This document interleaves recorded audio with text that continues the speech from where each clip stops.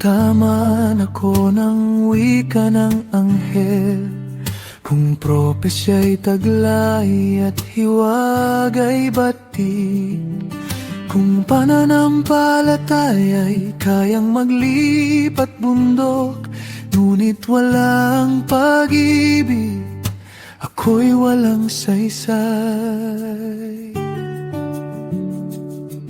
Kung ipamigay ko man ang lahat ng akin, at ang buhay ko'y ialay sa apoy at hirap, kung wala ang pag-ibig na mula kay Yahuwah, wala ring kabuluhan ang aking ginawa.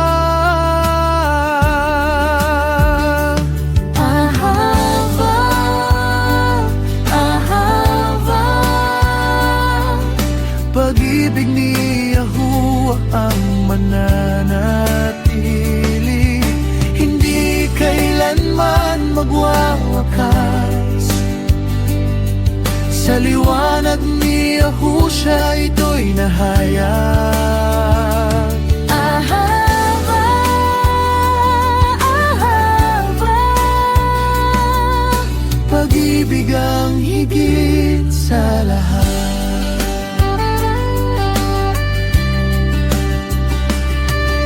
Pag-ibig ay matiyaga at mabait,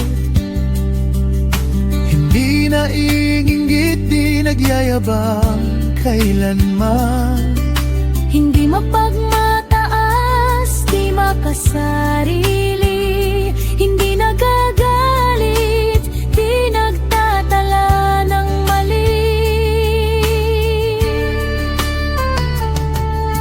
hindi nagagalak sa kasamaan o daya, kundi sa katotohanan mula sa itaas.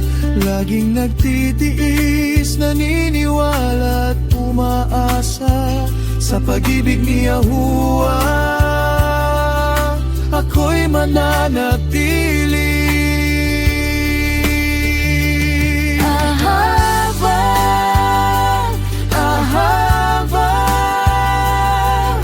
pag-ibig ni Yahuwah ang mananatili. Mga kaloob ay lilipas din, ngunit pag-ibig ay walang hanggan. Ahava, ahava, ito ang landas ng buhay.